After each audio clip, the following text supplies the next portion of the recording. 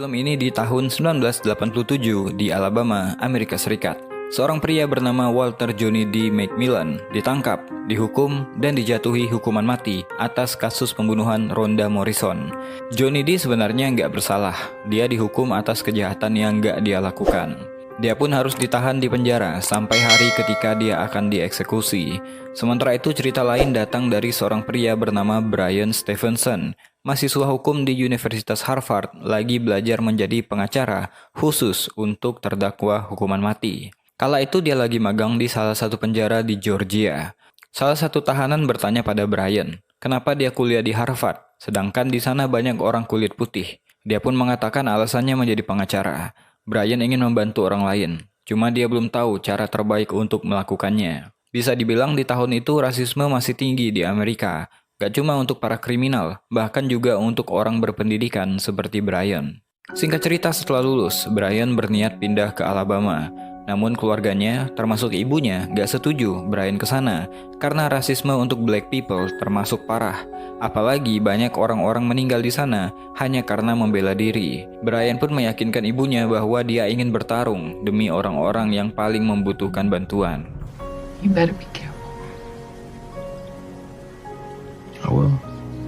Singkat cerita, dia pun sampai di Alabama. Dia langsung menemui Eva Ansley, rekannya. Mereka berencana membuka layanan hukum pada terpidana hukuman mati dengan uang hibah yang udah diberikan untuknya. Namun sayang, cobaan pun datang kepada mereka ketika orang yang seharusnya menyewakan ruang kantor tiba-tiba menolak untuk menyewakan. Pertama, mereka adalah pengacara untuk terpidana hukuman mati. Yang kedua, jelas banget, karena Bryan adalah orang kulit hitam. Karena hal itu, Bryan sementara tinggal di rumah Eva dan berencana untuk menjalankan bisnis mereka dari sana. Di lain hari, Bryan pergi ke sebuah penjara untuk menemui klien terpidana mati. Di penjara ini bisa dibilang diisi oleh para sipir yang kejam banget. Bryan bahkan disuruh menanggalkan semua pakaiannya untuk digeledah sebelum dia masuk. Padahal, aturannya pengacara nggak perlu digeledah saat kunjungan hukum. Tapi itu mereka lakukan karena, sekali lagi, Bryan berkulit hitam. Been over and spread. Bryan sangat-sangat merasa dipermalukan di sana. Di sana dia bertemu dengan beberapa narapidana yang rata-rata ditinggal pengacaranya. Salah satunya Herbert Richardson, mantan dokter di perang Vietnam. Dihukum karena meledakkan bom yang menewaskan satu orang wanita, bukan karena sengaja. Sebagai mantan tentara perang Vietnam, dia punya PTSD yang nggak ditangani. Tugas Bryan adalah mencoba untuk menolong mereka bebas dari hukuman mati. Karena apapun yang mereka lakukan, hidup mereka masih ada artinya. Bryan pun akhirnya bertemu dengan Johnny yang sebelum ini ditinggal pengacaranya karena dia kehabisan uang hingga dia dijatuhi hukuman mati. Johnny D udah kenyang dengan janji-janji. Sebelumnya dia dijanjikan untuk mengajukan banding hingga mengajukan pertimbangan kembali sampai persidangan ke Mahkamah Agung, tapi tetap aja ditolak. Menurut Johnny D, orang kulit hitam seperti mereka cuma akan ditekan dan akan dimuntahkan. Bahkan mereka nggak segan-segan menuduh orang tanpa bukti karena mereka nggak membutuhkannya. Bahkan saksi palsu pun dengan mudah mereka hadirkan. Karena capek dengan semua ini, Johnny D pun menolak Bryan. Dia menganggap Bryan nggak akan bisa melawan orang-orang korup di luar sana. Nggak akan ada keadilan untuk orang kulit hitam. Ketika pulang ke rumah Eva, dia pun mencoba untuk memeriksa kembali berkas-berkas orang tadi hingga nggak tidur. Bryan mengatakan pada Eva dia yakin kalau Johnny D nggak bersalah karena tuduhannya cuma berdasarkan keterangan satu orang saksi yang bernama Ralph Myers, seorang kriminal yang pada waktu itu juga lagi didakwa oleh kasus pembunuhan yang berbeda. Ditambah lagi, seseorang yang bernama Bill melihat truknya Johnny D berada di sisi jalan tempat TKP pembunuhan. Eva dan Bryan yakin, dikarenakan polisi nggak bisa mecahin kasus ini selama 1 tahun, akhirnya Johnny D dipilih untuk dijadikan tersangka berdasarkan kesaksian seorang kriminal yang mungkin memberikan kesaksian palsu demi mendapatkan keringanan hukuman. Jadi Bryan pun berencana untuk menemui jaksa penuntut yang bernama Tommy Chapman. Bryan mengatakan bahwa dia punya keraguan yang serius untuk yakin tentang kebenaran atas kasus Johnny D. Dia pun kemudian memperlihatkan keraguannya pada berkas Johnny. Tapi Bryan mendapatkan penolakan dikarenakan Johnny D udah diputuskan bersalah oleh juri dan udah jadi tugasnya untuk mempertahankan integritas para juri. Tapi Brian pun membalas bahwa udah jadi tugasnya untuk mencari keadilan atas kliennya. Mendengarkan hal itu, Tommy pun memberikan berkas pernyataan saksi dan jaksa yang sangat tipis banget. Jika ingin sisanya, kau harus mengajukan mosi ke pengadilan, kata Tommy. Sepulangnya dari sana, Brian mencoba pergi menemui keluarga Johnny D yang tinggal di pemukiman orang kulit hitam yang membangun rumah jauh dari jalan utama. Setelah masuk ke dalam, dia pun sampai dan bertemu dengan Minnie, istrinya Johnny. Brian kaget ketika banyak para tetangga yang berkumpul yang juga ingin mendengarkan cerita dari Brian.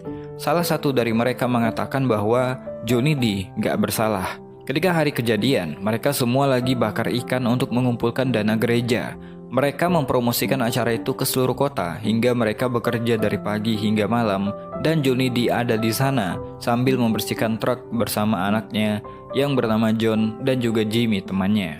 Ditambah lagi, banyak dari mereka yang pergi bersama Johnny di hari itu. Mereka menuduh Johnny D bukan tanpa sebab. Menurut salah seorang tetangga, jauh dari peristiwa ini, Johnny D pernah ditangkap karena dalam tanda kutip bermain-main dengan perempuan kulit putih. Suaminya yang marah kemudian berusaha untuk memastikan semua orang tahu tentang hal itu. Cerita pun mulai berkembang. Johnny D disebut sebagai penipu, berkembang menjadi pengedar, sampai jadi anggota mafia. Jadi ketika dia disebut pembunuh, orang jadi nggak mikir dua kali. Ini hanyalah cara lain untuk membunuh seorang kulit hitam, kata orang yang dituakan di sana. Brian mengatakan bahwa dia akan membantu tanpa keluarga Johnny D membayar 1 sen pun. Setelah pertemuan itu, John memperkenalkan Brian pada Darnell, temannya. Menurut Darnell, dia punya sesuatu yang bisa membuktikan bahwa Johnny D nggak bersalah. Menurut Darnell, Bill, orang yang melihat truknya Johnny D dekat TKP pembunuhan, mengarang kesaksiannya. Karena Darnell bekerja bersama Bill dari jam 8 pagi hingga tengah hari. Menurut Darnell, Bill ditahan karena pencurian dan ketika dia memberikan pernyataannya, dia bisa jadi bebas tanpa tuduhan. Brian pun membujuk Darnell untuk menandatangani surat pernyataan kesaksian supaya bisa dipakai untuk membuka kembali kasus ini. Awalnya Darnell takut, tapi dia akhirnya setuju untuk membantu. Di hari yang lain, Brian kembali menemui Johnny D. Karena usaha Brian menemui keluarganya dan juga para tetangga, Johnny D mulai percaya pada Brian. Johnny D pun dikabari perkembangan tentang usaha Brian untuk membuka kembali persidangan ini. Karena Brian udah kenal dengan keluarganya, Johnny D bertanya apa yang memotivasi Brian menjadi pengacara hingga dia mau melakukan ini tanpa dibayar. Brian pun menceritakan bahwa ketika dia kecil, kakeknya terbunuh dan gak ada satupun yang membantu. Jadi Brian berpikir gak ada yang peduli dengan kaum kulit hitam hingga kematian orang-orangnya dianggap udah biasa. Mendengarkan hal itu, Johnny D pun setuju Brian menjadi kuasa hukumnya. Di selnya, Johnny D mendapat kabar dari Herbert bahwa tanggal eksekusinya udah ditetapkan. Johnny D menyuruh Herbert untuk gak menyerah karena saat ini mereka udah punya Brian. Memang malang nasib Herbert. Dia ke Vietnam untuk membela negaranya, tapi malah dimasukkan ke penjara seperti sampah. Padahal PTSD itu disebabkan oleh perang yang dilaluinya. Harusnya dia dimasukkan ke rumah sakit dan ditangani. Tapi balik lagi, di tahun itu, gak ada keadilan untuk orang kulit hitam. Herbert berangkat ke Vietnam di usianya yang baru 18 tahun. Dia satu-satunya orang yang selamat setelah tentara Vietnam menyerbu kelompoknya. Karena itu dia punya gangguan mental, sampai percobaan bunuh diri. Setelah kembali ke Amerika, PTSD-nya tambah parah. Ketika di persidangan gak ada satupun fakta tentang tugasnya ke Vietnam ataupun trauma mental yang dia alami dibeberkan. Di malam itu, Eva mendapatkan ancaman di telepon karena bekerja sama dengan Brian. Tentu aja mendengarkan ancaman bom di bawah rumahnya, Eva ketakutan. Ketika polisi datang memeriksa rumahnya, mereka nggak mendapatkan apa-apa. Karena kejadian itu, Brian berkata dia nggak akan menyalahkan Eva jika dia mau berhenti. Tapi Eva menolak karena menurutnya, dia akan tetap melakukan apa yang dianggapnya benar, walaupun dia dijauhi oleh teman-temannya atau mendapatkan ancaman seperti tadi. Eva pun menanyakan rencana apa yang akan mereka lakukan untuk Johnny D. Jadi keesokan harinya, Brian dan Eva pergi door to door untuk menanyai warga, jaga-jaga mereka tahu sesuatu tentang kejadian pembunuhan Rhonda Morrison. Tentu aja banyak yang menolak setelah mengetahui kalau mereka kerja buat membela Johnny D. Namun Brian mendapatkan mantan petugas polisi yang menemukan mayat untuk pertama kali. Dia bersedia untuk bercerita. Eva juga menemukan selebaran yang dibuat oleh keluarga Johnny D tentang acara bakar ikan untuk penggalangan dana buat gereja mereka. Dan itu bisa menjadi bukti Sambil mengumpulkan keterangan, suatu hari Brian berhasil mencari sebuah rumah untuk dijadikan kantornya. Brian menamakan kantornya Equal Justice Initiative. Di sanalah usahanya dan Eva dimulai. Selain fokus menangani kasus Johnny D dan teman-temannya, mereka juga mulai menerima kasus lain dan juga karyawan baru. Suatu hari Darnell menelpon Brian untuk meminta bantuan. Ternyata surat pernyataan kesaksian Darnell membuatnya ditahan karena dia dituduh memberikan kesaksian palsu, padahal dia mengatakan yang sebenarnya. Brian pun meminta waktu untuk berusaha membatalkan tuduhan ini, karena dia melihat Darnell ketakutan dan yakin kalau mereka nggak akan bisa melawan orang-orang itu. Darnell pun menolak untuk membantu dan meminta Brian untuk menyampaikan permintaan maafnya pada keluarga Johnny D. Brian kesal banget, jadi dia masuk ke sana dan langsung menemui Tommy Chapman dan juga Sheriff Tate. Brian meminta tuduhan kesaksian palsu terhadap Darnell dicabut karena nggak ada dasarnya. Brian meminta itu dicabut sehingga Darnell bisa bersaksi di pengadilan. Tommy dan Sheriff Tate bisa dibilang memandang rendah Brian. Mereka setuju, tapi diikuti dengan kabar kalau mosi Brian untuk membuka persidangan akan ditolak. Padahal belum ada kabar resmi yang Brian terima. Seakan-akan karena kelancangan Brian, mereka dengan mudah akan melakukan itu. Dalam perjalanan pulang, Brian dihentikan oleh mobil polisi tanpa alasan yang jelas. Karena menolak keluar dari mobil, Brian malah ditodong pistol. Sementara itu polisi yang lain membongkar berkas yang ada di mobil Brian. Setelah melakukan itu, mereka pun lalu pergi. Di penjara, Johnny D udah gak heran kalau pihak berwajib melakukan ini kepada Darnell. Mosi yang diajukan Brian pastinya akan ditolak dan ditolak. Brian sampai kaget karena mendengarkan bahwa Johnny D udah dijatuhi hukuman mati sebelum persidangan. Melakukan itu saja mereka bisa, apalagi cuma memblokir permohonan mosi pengajuan sidang kembali. Orang kulit hitam di Alabama seakan menghadapi perang dingin hanya untuk mendapatkan sebuah keadilan. Suatu hari Brian mencoba untuk melakukan langkah yang berani. Dia memutuskan untuk bertemu dengan Ralph Myers, satu-satunya saksi yang menjebloskan Johnny D ke penjara. Susah banget bagi Brian untuk membuat Ralph berbicara tentang kesaksiannya di persidangan. Ralph cuma bilang bahwa ketika dia ditahan di penjara Escambia, sebelum dia memberikan kesaksiannya di persidangan Johnny D, Ralph pernah ditanya sheriff mengenai Rhonda Morrison 2 bulan sebelum persidangan. Setelah itu, dia pun pergi meninggalkan Brian. Informasi itu langsung disampaikan pada Eva, bahwa mungkin masih ada bukti yang disimpan di pengadilan Escambia. Lewat koneksi dari pegawai baru mereka yang bernama Brenda, Brian akhirnya bisa masuk ke sana dan berhasil menggandakan bukti rekaman dan juga berkas transkrip wawancara. Sebuah informasi mengejutkan pun didapatkan Brian, bahwa dalam rekaman itu, Ralph Myers ditanyai oleh Sheriff Tate. Dia mengaku bahwa dia benar-benar nggak tahu tentang siapa pelaku pembunuhan Rhonda Morrison. I'm gonna be honest with you, I don't know a damn thing. And if you asking me to frame an innocent man for murder, well that just ain't something I'm willing to do. Holy shit. Brian masih berusaha untuk mengajukan mosi pada pengadilan untuk membuka kembali kasus Herbert. Tapi lain hari mereka mendapatkan balasan bahwa mosi itu ditolak dan eksekusi akan tetap dilakukan. Hari eksekusi untuk Herbert pun tiba. Dia pamit pada Johnny D dan temannya yang lain. Dia akan dieksekusi di kursi listrik dan dipersiapkan untuk itu. Brian yang datang sebelum eksekusi meminta maaf pada Herbert karena udah gagal. I'm sorry. You're the only one kid enough to fight for me. Eksekusi Herbert pun dimulai dan dari atas terdengar riuh dukungan untuk Herbert.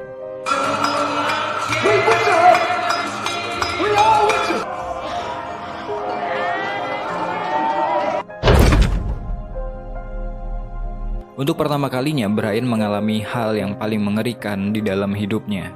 Setelah eksekusi Herbert, Brian punya motivasi lebih untuk menolong Johnny D. Ketika malam itu, dia menemukan sesuatu dari berkas Ralph Myers, jadi dia pun kembali menemui Ralph di penjara. Dia pun mengabari kalau dia udah mendengarkan rekaman pembicaraannya ketika Ralph diinterogasi yang di dalamnya Ralph berkata gak tahu apa-apa tentang Johnny D atau kasus pembunuhan. Setelah itu Brian pun menunjukkan berkas pada Ralph bahwa setelah dari penjara Holman, sheriff memindahkan 2 tahanan untuk terpidana mati. Yang pertama adalah Johnny D, yang kedua adalah Ralph Myers. Terjawab sudah kenapa Ralph memberikan kesaksian palsu, karena dia nggak mau dieksekusi. Akhirnya, dia berkata bohong untuk lolos dari hukuman mati. Sebagai gantinya, dia mendapatkan 30 tahun penjara. Brian pun mengajak Ralph untuk bersaksi di pengadilan demi menolong Johnny D. Tentu aja dia menolak, tapi Brian dengan pandai melakukan persuasif sehingga Ralph pun mau untuk melakukan sesuatu yang benar. 16 April 1992, persidangan untuk memutuskan apakah Johnny D layak mendapatkan sidang baru pun dilakukan. Ralph Myers sebagai saksi kunci di persidangan sebelumnya dihadirkan ke ruangan itu.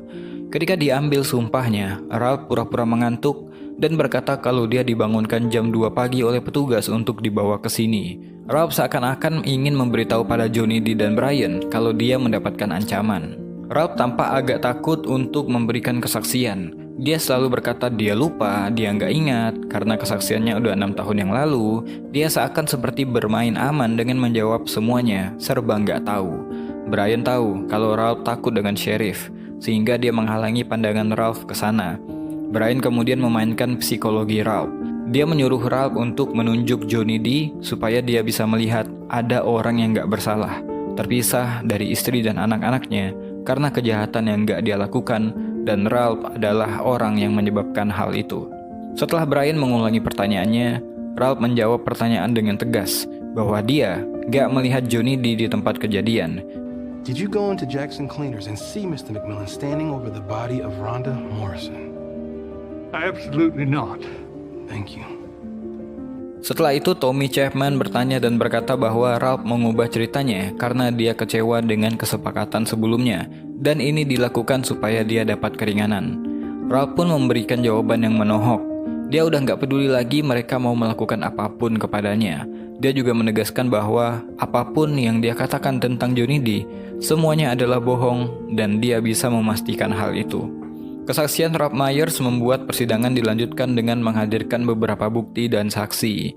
Brian juga berhasil menghadirkan mantan polisi yang memberikan kesaksian sebenarnya ketika dia menemukan mayat Rhonda Morrison.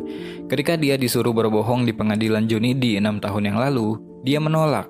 Karena itulah dia dipecat. Seorang dokter dari rumah sakit jiwa yang merupakan dokternya Ralph Myers pun juga dihadirkan. Ralph pernah mengalami mental breakdown ketika dia akan dieksekusi di kursi listrik jika dia nggak memberikan pernyataan yang ingin didengarkan oleh sheriff. Ada banyak bukti di persidangan itu yang belum dihadirkan di persidangan 6 tahun yang lalu. Karena dasar itulah Brian meminta hakim untuk menyetujui membuka kembali kasus ini di sidang yang baru. Brian melakukan pekerjaannya dengan baik, bahkan seorang polisi yang dulunya zalim pada Brian, sekarang tampaknya berpihak pada mereka dengan membiarkan Johnny D bertemu dengan keluarganya. 1 bulan kemudian, hakim membuat putusan yang bisa dibilang nggak masuk akal. Seakan mengabaikan bukti-bukti konkret yang kemarin, dia menganggap kesaksian Ralph Myers nggak relevan dan itu akan ditolak pengadilan sejak tekanan yang diberikan pada Ralph Myers setelah kesaksiannya 6 tahun yang lalu. Jadi belum ada bukti konklusif bahwa Ralph Myers bersumpah palsu di persidangan 6 tahun yang lalu, sehingga nggak akan ada sidang baru untuk Johnny D. Dia akan dikembalikan ke penjara dan akan dieksekusi di kursi listrik. Mendengarkan putusan hakim yang zalim, yang nggak adil dan tanpa pertimbangan itu membuat John, anaknya Johnny D, kecewa dan marah. Dia dianggap menghina pengadilan dan kemudian ditahan. Sebuah hasil yang di luar dugaan. Lagi-lagi nggak ada keadilan untuk orang kulit hitam. Benar kata Johnny D, mereka akan terus memblokir segala upaya yang mereka lakukan. Mereka pastinya nggak mau mengakui bahwa udah menghukum orang kulit hitam yang nggak bersalah. Terlebih lagi, jika pengacara kulit hitam seperti Brian yang membuktikan hal itu. Brian tentu aja sedih, karena harusnya dia berhasil membawa Johnny D pulang, tapi dia malah membuat keadaan tambah buruk. Eva pun menyemangati Brian bahwa dia adalah orang penting di komunitas ini. Karena dengan kehadiran Brian, pertama kalinya mereka bisa melawan dan menuntut keadilan. Brian kemudian bertemu kembali dengan keluarga dan para tetangga Johnny D. Sidang kemarin memang mengecewakan, tapi mereka masih punya 1 langkah lagi. Brian berencana untuk menyiapkan mosi pengajuan bukti ke Mahkamah Agung. Mereka bisa membalikan putusan terakhir dari hakim dan memaksa memberi persidangan yang baru. Memang gak ada garansi ini akan berhasil, tapi Brian juga yakin bahwa nggak ada alasan Mahkamah Agung akan mengabaikan bukti mereka. John pun berkata, kalaupun ini berhasil, ayahnya tetap akan disebut-sebut sebagai pembunuh. Untuk itulah Brian mengambil keputusan untuk membawa kasus ini ke acara TV. Johnny D diwawancarai oleh host terkenal. Begitu juga dengan Ralph Myers. Jika pengadilan bisa diatur oleh orang yang punya kepentingan, maka dengan cara ini masyarakat bisa menilai. Bahkan Tommy Chapman pun merasa terketuk pintu hatinya. Nasib Johnny D sekarang berada di keputusan Mahkamah Agung Alabama. Brian berharap mereka akan memutuskan setelah berkas-berkas tentang kasus itu diperlihatkan kepada mereka. 3 bulan kemudian, karyawan di kantor Equal Justice Initiative sekarang tambah banyak. Suatu siang Brenda menerima telepon bahwa putusan Mahkamah Agung sudah keluar.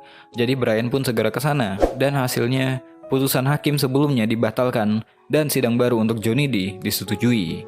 Kabar ini tentu aja membuat heboh masyarakat. Brian yakin setelah ini Johnny D akan bebas karena dia memang gak bersalah. Sedangkan Tony Chapman selaku jaksa penuntut gak mau memberikan komentarnya. Seperti yang diduga, jalan menuju keadilan memang terjal dan berbatu. Di saat Brian mempersiapkan diri untuk sidang baru, berkas permohonan dari Tommy Chapman pun muncul yang isinya mereka akan menunda sidang supaya mereka bisa membuka penyelidikan baru. That son of a bitch. Menghadapi hal itu, Brian pun dengan berani pergi ke rumah Tommy. Dia nggak habis pikir Tommy mau menginvestigasi ulang walaupun tahu Johnny D nggak bersalah. Bahkan setelah Mahkamah Agung menyetujui bukti-bukti, apalagi semua saksi dari Tommy mengaku keliru. Sebenarnya Tommy nggak punya apa-apa lagi untuk membuktikan ini. Investigasi ulang ini nggak akan menemukan apapun. This is about the people of this county who have hired me to keep them safe. The ones from this neighborhood? Or the ones from the black community you took Johnny D from? No, I'm here because I think you know the difference between right and wrong. Brian pun meminta Tommy bergabung dengannya ketika dia mengajukan mosi pembatalan tuntutan. Mendengarkan hal itu, Tommy menyuruh Brian pergi dari rumahnya. Tanggal 2 Maret 1993, rasisme masih terjadi, bahkan di pengadilan. Udah 1 jam lamanya, keluarga dan tenaga Brian disuruh menunggu di luar dan gak diperbolehkan masuk. Setelah kursi di dalam penuh, barulah petugas ini atas perintah dari sheriff membolehkan mereka semuanya masuk. Tentu aja peserta sidang seperti terpisah antara kulit hitam yang berdiri di belakang dan orang kulit putih yang duduk manis di kursi. Persidangan yang dipimpin oleh Hakim Pamela Basha pun dimulai. Sidang ini dimulai dari pernyataan Brian yang mengajukan pembatalan tuntutan untuk Johnny D. Brian pun berbicara, begini isinya. Mudah melihat kasus ini sebagai pembuktian bahwa terdakwa nggak bersalah. Tapi ketika memvonis mati pria kulit hitam setahun sebelum persidangannya, ditambah lagi nggak ada orang kulit hitam yang jadi juri, ditambah lagi itu berdasarkan kesaksian orang kulit putih dan mengabaikan kesaksian 24 orang saksi kulit hitam yang taat hukum, bukti bahwa Johnny D nggak bersalah tetap nggak dipakai. Orang yang mencoba mengatakan yang sebenarnya malah diancam. Sidang ini jadinya bukan cuma sidang untuk 1 orang, tapi ini bisa dibilang ujian tentang apakah kita akan diatur oleh ketakutan dan kemarahan atau oleh aturan hukum itu sendiri. Jika yang lagi berdiri di belakang itu langsung dinyatakan bersalah ketika mendapatkan tuduhan, jika mereka hidup dalam ketakutan karena hal ini bisa aja menimpa mereka, jika sistem memperlakukan orang kaya yang bersalah lebih baik dari orang miskin yang gak bersalah, maka kita bukanlah adil. Jika keadilan itu setara untuk melindungi hak setiap warga tanpa memandang kekayaan, ras, ataupun status, maka harusnya mimpi buruk untuk keluarga Johnny D. McMillan segera berakhir. Brian mengatakan bahwa tuduhan atas Johnny D. terbukti sebagai hal yang sengaja dibuat-buat dari orang-orang yang punya kepentingan demi reputasi. Mereka mengabaikan kebenaran dengan melakukan itu. Artinya, kita belum menjunjung tinggi hukum. Itu bukan keadilan dan itu nggak benar. Ketika giliran Tommy Chapman menyampaikan pernyataannya, yang mungkin hatinya udah tersentuh dengan kedatangan Brian kemarin di rumahnya, dan juga pernyataan Brian yang ada benarnya, dengan mengejutkan, Tommy berkata bahwa dia setuju untuk bergabung dengan Brian. Dia setuju tuntutan terhadap John D. McMillan dibatalkan. Are you joining the motion to dismiss all charges today? Yes, Your Honor, I am. All charges against you are dismissed, Mr. McMillan. Pengadilan pun selesai. Johnny D bisa bebas dan bisa pulang ke rumah. Brian akhirnya berhasil menyelamatkan Johnny D setelah 6 tahun dia di penjara atas kejahatan yang nggak dia lakukan. Johnny D pun mengemasi barang-barangnya. Kebebasannya disambut riuh para napi yang lain. Begitu juga dengan Ray yang menangis melihat kemenangan ini. Johnny D akhirnya bisa pulang ke rumahnya, berkumpul dengan anggota keluarga dan komunitasnya. Kemenangan Brian tentu aja membawa harapan baru untuk kasus tuduhan palsu berdasarkan rasisme. Pada tanggal 2 April 1993, para senator negara mengundang Brian dan Johnny D untuk mendengarkan tentang hukuman mati. Di depan para senator, Brian mengatakan bahwa lawan dari kemiskinan bukanlah kekayaan. Lawan dari kemiskinan adalah keadilan. Bahwa karakter bangsa nggak akan tercermin dari cara kita memperlakukan orang kaya dan yang istimewa, tapi gimana kita memperlakukan orang miskin yang nggak disukai dan dihina. Jika kita melihat diri kita lebih dekat dan jujur, maka kita akan melihat yang kita butuhkan cuma keadilan, yang kita butuhkan cuma belas kasih. Saat ini Bryan Stevenson masih berjuang untuk orang miskin yang dipenjara lebih dari 30 tahun. Dia dan pengacara lain di Equal Justice Initiative memenangkan keringanan atau pembebasan untuk 140 lebih terpidana mati. Eva masih konsisten untuk mengatur operasional, di mana dia mengembangkan layanan hukum untuk terpidana hukuman mati sejak tahun 1989. Bryan dan Johnny D tetap berteman hingga Johnny D meninggal dunia di tahun 2013 karena demensia. Sedangkan Ray yang dihukum atas penembakan berdasarkan laporan balistik yang salah. Jaksa dengan mudah menyatakan Ray bersalah hanya dengan melihat muka Ray. Bryan kemudian membawa kasus ini ke Mahkamah Agung dan akhirnya mereka menang. Akhirnya setelah 30 tahun divonis mati atas kejahatan yang gak dia lakukan, Ray pun dibebaskan. Dari film ini kita bisa ambil pelajaran bahwa untuk mengubah keadaan memang harus punya keyakinan hati supaya kita punya harapan. Karena keputusasaan adalah musuh keadilan. Harapan membuat kita maju ketika kebenaran diselewengkan penguasa. Kebenaran memungkinkan kita berdiri ketika kita disuruh duduk. Memungkinkan kita berbicara ketika kita disuruh diam. Mungkin itu aja buat video kali ini. Saya Besa Putra, to be continue. Jangan bosan jadi